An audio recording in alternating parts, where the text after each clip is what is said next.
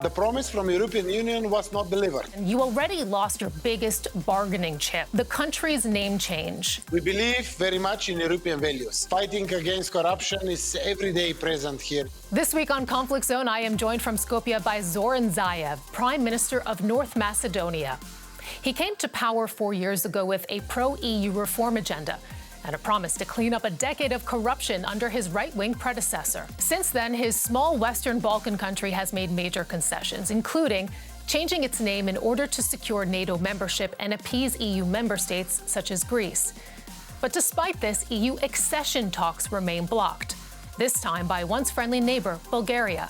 How many more concessions will he have to make? And will he be able to deliver the results he once promised?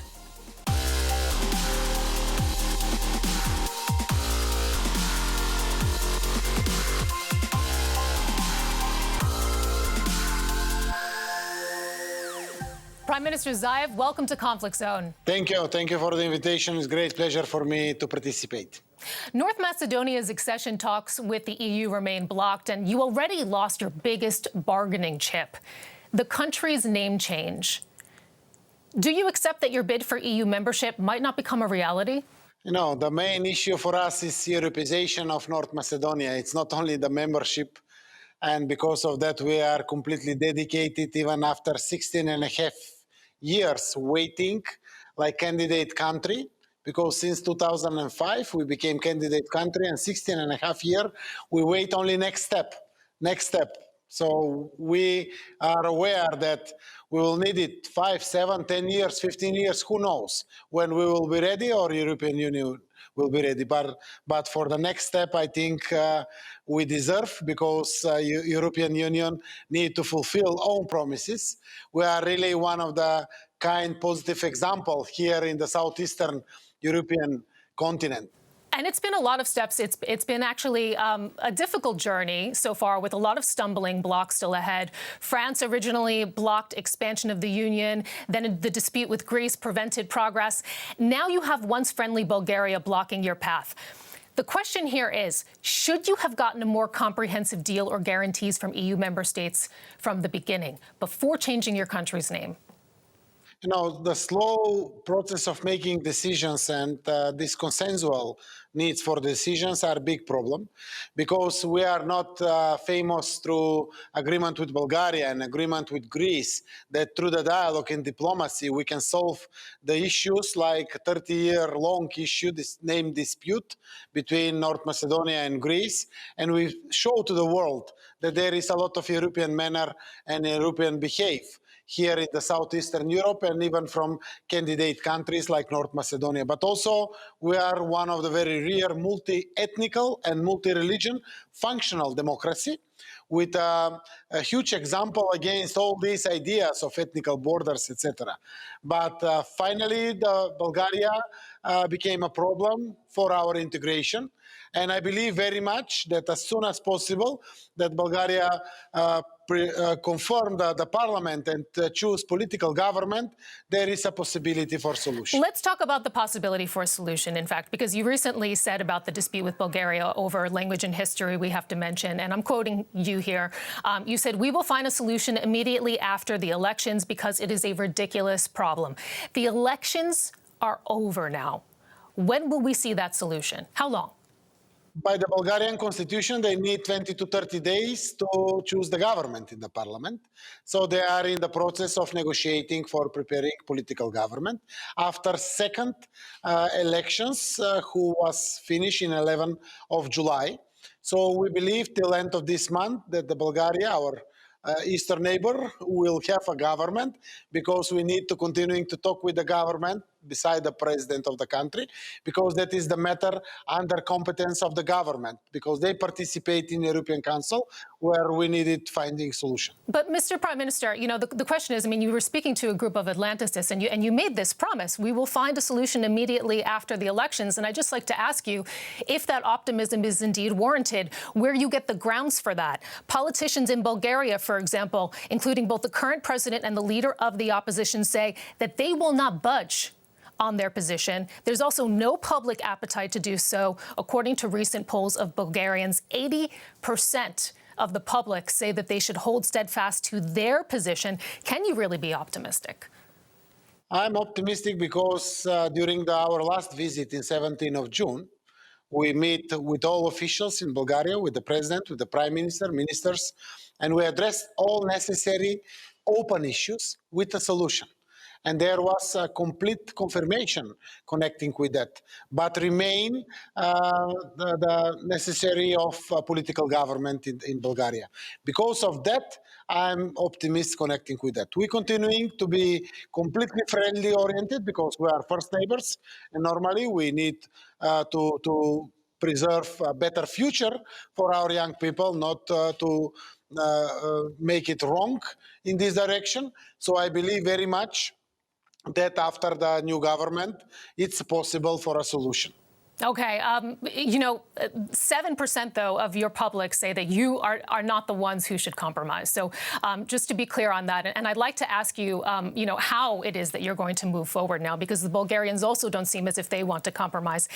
And as we mentioned earlier, you already expended a lot of political capital when you agreed to rename your country back in 2018. Do you think pushing the country's name change through back then, even though the national referendum did not meet the necessary participation threshold at that time, has inspired citizens to the democratic process in your country, has inspired your EU reform agenda? I believe very much because of the European future of our citizens and our country, I still have second time the honor to lead the country after the changing of the name of the country through very substantial negotiations. And the problem was a 27-year-old problem. We have a referendum in our country. We have 130-day debate in our parliament. Through the two-thirds majority, 3 times voting in the parliament to change constitution because of changing constitutional name. And the main hope for that was our European Union future. Of course, and also our second goal, and that is fulfilled now, to be full member of NATO. Now we are 30th member of NATO. But the promise from European Union was not delivered because there was officially promised to our citizens, if we go through this process, there will be award our European Union future, normally through the chapters, now through the clusters, and we're continuing in this direction. But disappointment now is very high. Yeah, but with the current situation that you are facing, the one that you've just articulated, it has to be mentioned that when you changed the country's name, you now have about 40% of the population saying that that agreement was, in fact, harmful to the country. You also have just half of your population now saying that democracy is the best form of government for the country. So it really seems that there's this rising skepticism, in fact, about the path and the way that you've been trying to push this path forward. Do you think that this is a good basis for ongoing accession talks with the EU, the fact that your public is growing more skeptical that the accession will even happen? No, there is no alternative for us. Then unique alternative, that is European Union membership of North Macedonia. And the path of Europeization of our country is the most precious, most important for all our citizens. We and other Western Balkan countries are like island inside of European Union. We are surrounded completely by European Union member countries. And in the end of the day, we want to go and someday to be full members of European Union. And that is not because we choose to go in European Union, that is because of values. We believe very much in European values. There is a lot of other interest here in the Southeastern Europe and in the Balkans, from Russia, from China, from the rest of the world, but they doesn't offer values, democratic values. They doesn't offer European values. But the point is, how fragile is the country's current window of opportunity when it comes to EU accession and the opportunity, what your public is telling you, in fact, because, the Western Balkans are being viewed by many as of strategic importance, as you've also articulated. International partners are concerned about the growing influence of China and Russia, for example. We're seeing this now currently with vaccine distribution in your country as well. Are they right to be concerned, your international partners?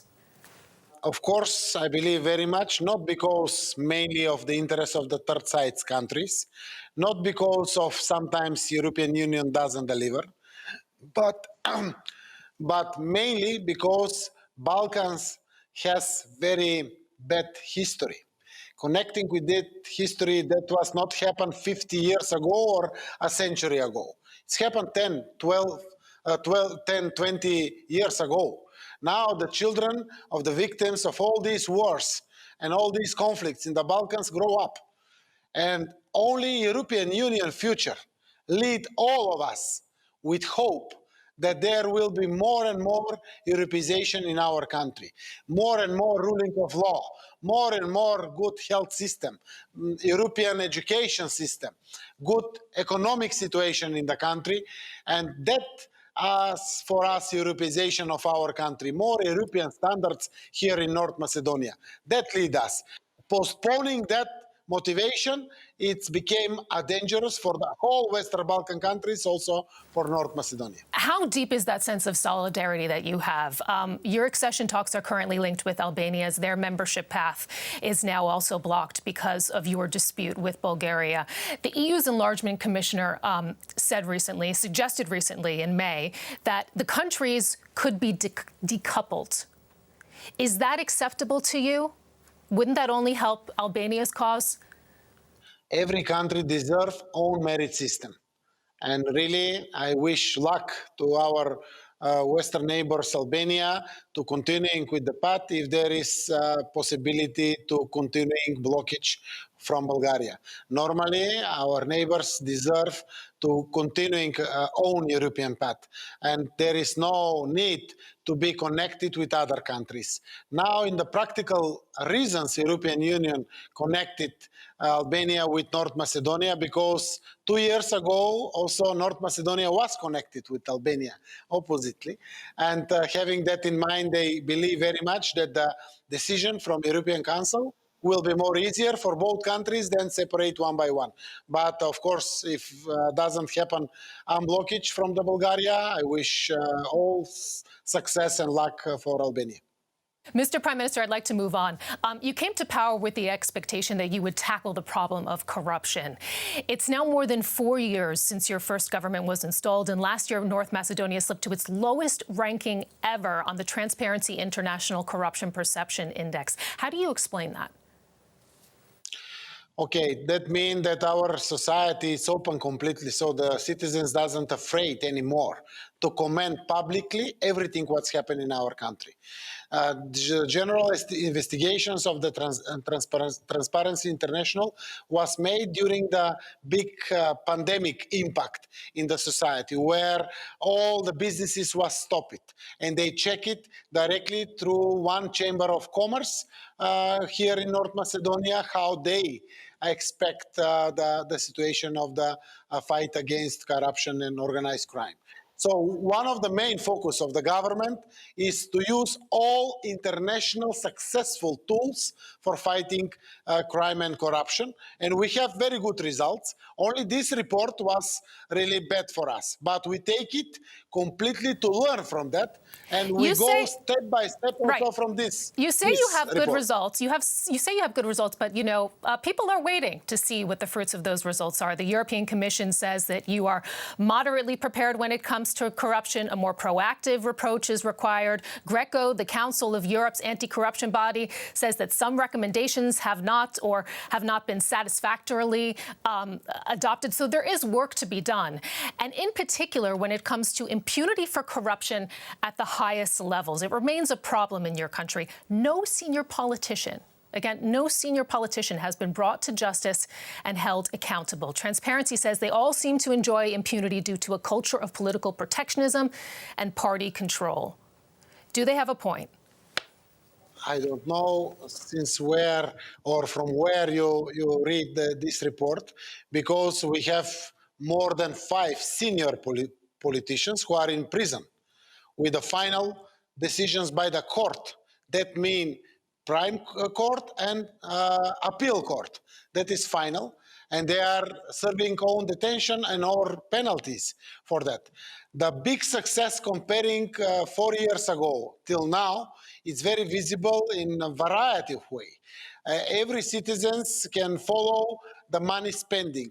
All procurement procedures must be announced before signing of the agreement and start working.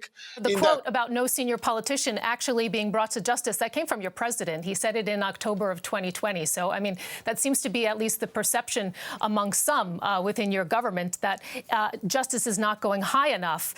One of your former prime ministers, in fact, Gruevski, he even evaded a 2-year prison sentence in another case by escaping to Hungary, where he received political asylum. So you have an EU member state helping your former prime minister avoid prosecution in its home country. No one apparently has been accountable also for his escape. Is the Hungarian government, for example, not taking you seriously? Hungarian government decide to help him escaping from North Macedonia and to give him permits to stay in Hungary, what is, by our point of view, out of any international law. And of course, we go legally to find a way how to bring him back to serve the sentence from the court. That is also very important. But a lot of ex-ministers was in prison and detention, and now they're serving the sentences, even from existing government. People who are close to this government are in front of courts, was in detention, was in prison, and they are still in prison. There is a lot of cases what confirm that the ruling of law is equal for everybody. So every comment can open the investigation in our country. Complete independence of Anti-Corruption Commission is confirmed in all statements. Also, complete independence from judicial and prosecution system. It's completely independent. And all reports by the State Department and the European Commission are annual, are very precise and very concrete. All results, what we have it, there is also responsibility by the judges. 12 judges was revoked or completely out of obligation because they have wrongdoing during our mandate. But Mr. Prime Minister, I mean, you know, it is acknowledged that you are doing work to try and tackle this problem, but it is a massive problem, we have to say. I mean, you even have the president of the State Commission for the Prevention of Corruption in your country saying, and I'm quoting here, corruption has become a way of life in the country. And you mentioned procurement earlier. Under your watch, for example, state auditors have criticized public procurement for the coronavirus supplies, saying that it lacked competitiveness, saying that for every 10 procurements related to the health crisis last year, 9 were carried out by striking direct deals with companies. Some of those deals were not even for pandemic-related items. So, I mean, how can the public be assured that you indeed are acting in their best interest and responsibly with their taxpayers' money? I mean, is this really the right message to send when indeed you are trying to tackle corruption in the country? No, the visibility of fighting against corruption is every day present here in North Macedonia, and that is because of all freedoms. Everybody can talk, comment, act, and to be part of the process of fighting against corruption. The main check and bodies, check and controllers of the system, like Anti-Corruption Commission, Public Audit Office, Prosecution Office, and all other controlled mechanisms are very transparent. They are acting concretely, and we follow the instructions given by these independent bodies. So how do you respond to these allegations then from the state auditor's report, which says that the public procurement for coronavirus supplies lacked competitiveness? What is your response to that as somebody who's trying to tackle corruption? We deliver to the Anti-Corruption Commission, to the Public Audit Office, completely all details necessary connecting with that. But having in mind that all countries have agreements for finding vaccines, finding all necessary remedies for that, we follow complete examples what's happened in European Union countries, how to find a way on time to have enough remedies for our people and to have enough vaccines for our people. And of course, we are with the cheaper prices than average European Union countries or democratic world completely. So we deliver complete documentation to the bodies who control the government, even everything connecting with pandemic. You also have, some other big issues which are on the horizon in the country. For example, important rights and privileges, especially for minority groups, depend on the outcome of a new census. In the first time in about 20 years, you plan to have this census. It has already been delayed, though, several times. It was supposed to take place in April. Will it happen in the fall? I believe very much, because I have it also promised from the opposition in our country, that is the three biggest opposition party. We postponed it in the last moment in April because of the requirement of the opposition to take it guarantee for them that they will participate. So the whole September, it's a month for census of our country, because we are one of the very rare countries who doesn't have census more than 20 years. So because of that, we believe that the census will be successful. And of course, rights of our citizens doesn't depend of the consensus, because there is a constitutional guarantee to our minorities for all rights, what they have it, and there is completely equal rights and equal obligation of everybody. And we are very proud of that, because the project of One Society for All is very successful project. Everybody here in the region use it like successful project, and can be really good example from North Macedonia. And indeed, I mean, you sought to appeal to voters under this slogan, One Society for All. But, if the census, for example, confirms that ethnic Albanians are less than 20% of the population, they could lose certain rights and privileges. Are you concerned that tensions? No, that is not true. That tensions might flare up again? For example, documents in their own language. That is not true, because the rights of our citizens from Albanian ethnical groups are guaranteed by the constitution, like guaranteed by the constitution to Macedonians or other smaller ethnical groups. So doesn't depend from the numbers. Because that is guaranteed by the constitution. And having that in mind, the Ohrid Framework Agreement was something what solved the problem between our different ethnical groups and different religion groups in our country. Now, with fulfillment of Ohrid Framework Agreement, those days we celebrate 20 years of this agreement. All political parties are fighting for the citizens' rights. There is no rights for Macedonians, Albanians, Roma population, Turkish, Serbs, Bosniaks, or others. So really, it doesn't depend from everybody. And of course, usage of Albanian language, like second official language in our country, is completely practically in use in our country. Mr. Prime Minister, I'd like to ask you, one of the biggest problems facing your country is that people are leaving. I mean, this has been acknowledged also among your inner circle of politicians. You have citizens, they were asked recently if young people had a good future in the country. 4 out of 5 people said no. Is the country's future in jeopardy? I mean, how should you build the country without young people, if there's that feeling? Of course, one of the main fight for every country here in the southeastern Europe, also in North Macedonia, is how to keep young people to stay at home in the country and to find jobs here and to organize own life here.